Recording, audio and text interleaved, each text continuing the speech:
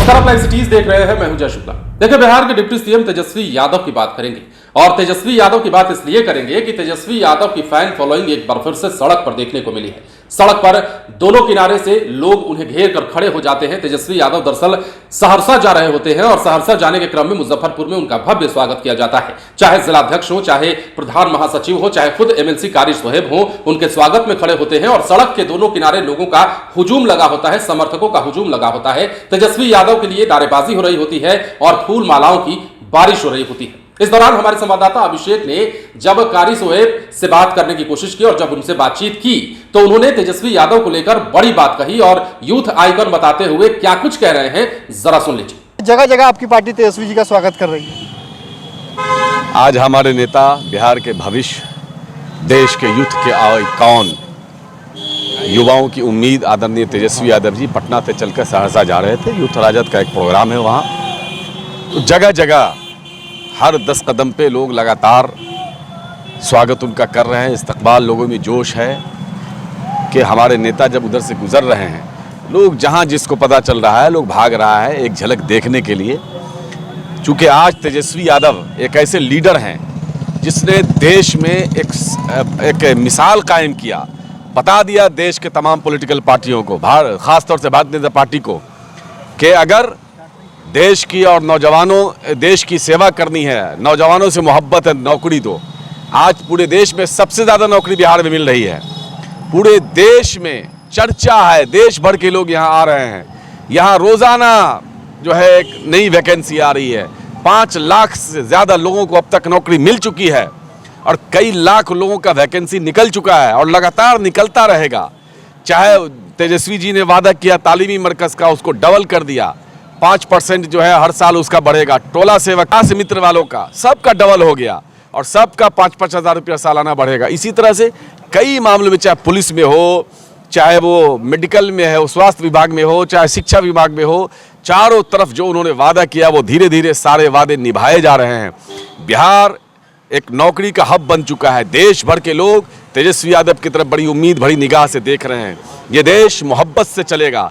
आज इस देश के लोगों को रोटी, कपड़ा, मकान चाहिए, रोजगार चाहिए, लेकिन देश की जो एक पॉलिटिकल पार्टी है जो गलती से सत्ता में आ गई है, जिसने देश के मोहब्बत को तार तार करने का काम किया है, जो देश के लोगों में नफरत पैदा करना चाहता है, वैसे लोगों के लिए बिहार एक तेजस्वी यादव का नारा लग रहा है। यही नज़ीर नहीं बन रहा है।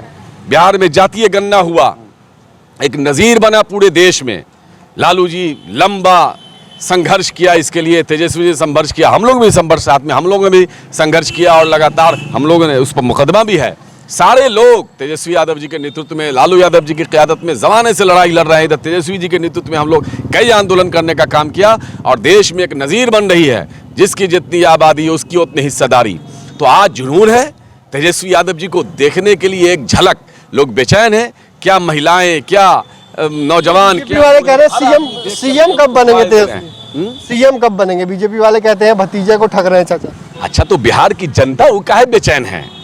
उनके सांप पर जो भी, उनके सीने पर जो सांप चल रहा है ना, उनकी छटपटाहट अब समझ नहीं रहे हैं।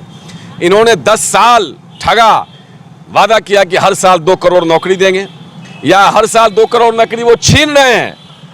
20 लाख स्मॉल इंडस्ट्री बंद हो गई है इस सरकार में, लोग बेरोजगार हो रहे हैं। लेकिन बिहार एक ऐसा राज्य है कि जब से महागठबंधन आया है, जब से महागठबंधन की सरकार आई है, लगातार लोगों को रोजगार दिया जा रहा है। तो प्रधानमंत्री क्या कर रहे हैं? दिए हुए रोजगार को 25,000 30,000 लोगों को दे रहे हैं कि हम नौकरी दे रहे हैं। देश का प्रधानमंत्री झूठ बोलना, सबसे पहला काम तो झूठ बोलना। कौन ऐसा भाषण, कौन ऐसा दिन है जिस दिन प्रधानमंत्री, देश के प्रधानमंत्री झूठ नहीं बोलते हैं? हमारा नेता जो कहता है वो करता है। इसलिए जातीय गणना का जो मामला आया बिहार में, नज़ीर बन रही है पूरे देश में।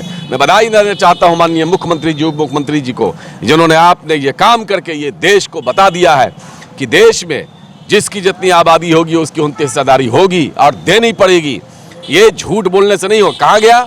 10 साल होने जा रहा है, 20 करोड़ रोजगार का लोग हिसाब मांगेगा। कहाँ गया 20 करोड़ हिसाब? आप क्या कर रहे हो? देश की महिलाओं को, भारत माता को निवस्त्र करके घुमा रहे हो मणिपुर में। एक दलित के मुंह पर पेशाब कर रहे हो भाजपाई लोग। और दलित स्वामी चीमानंद महिलाओं से मालिश करवाने का काम करवाता है। भारतीय जनता पार्टी का एमएलए हाउस में बैठ करके, विधानसभा में बैठ के ब्लू फिल्म देखने का काम करता है, इसलिए कि इनको देश के नौजवानों से, महिलाओं, देश के नौजवानों से, महिलाओं से, किसानों से, बेरोजगारों से, नौजवानों से कोई मतलब नहीं है। ये लोग अपने गद्दी के नशे में चूर हैं, अहंकार। डिप्टी सीएम बनाने की मांग है, मुस्लिम डिप्टी सीएम बनाने की। ये आपकी जबान नहीं है, ये जबान उनकी है, छटपटाहट है। इनको आज नई नई हमदर्दी आने लगी है। ये हमदर्दी पहले रहती तो क्या बात थी। अरे जो मुस्लिमों का रिजर्वेशन खत्म कर रहे हैं, कर्नाटक में पिछड़े मुसलमानों का जो रिजर्वेशन था उसको खत्म कर दिया खुलेआम। आसाम का मुख्यमंत्री कह रहा है कि मुझको मुसलमानों का वोट नहीं चाहिए। भारतीय जनता पार्टी के नेता गिरिराज सिंह पाकिस्तान भेजने का काम कर रहे हैं। इनको आज मुसलमानों से मोहब्बत होने लगी है। अरे भैया, मैं कहता हूं भाजपा के लोगों, तुम देश से मोहब्बत करो, क्योंकि इस देश में लाखों उलमाओं ने, हमारे आबा अजदाद ने खून बहाया है, गर्दनें कटाई हैं, तब जाके ये शहीद हुए, तब जाके ये सब लोग शहीद हुए, तब जाके ये देश आज़ाद हुआ है। आप देश से मोहब्बत करो, व्यक्ति से मोहब्बत करना छोड़ो। आप तो देश से मोहब्बत ही नहीं कर रहे हो, देश में नफरत पैदा कर रहे हो, देश को तोड़ने का काम कर रहे हो, देश में बंटवारा करने का काम कर रहे हो।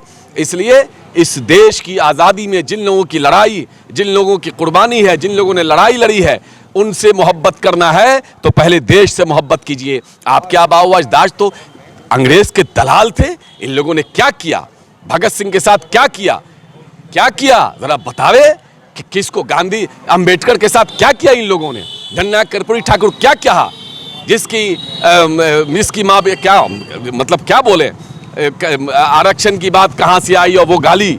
आज इनको अति पिछड़ा याद आ रहा है। अति पिछड़ों को गाली देने का काम किया। अंबेडकर जी के साथ कौन कौन सा जुल्म नहीं किया।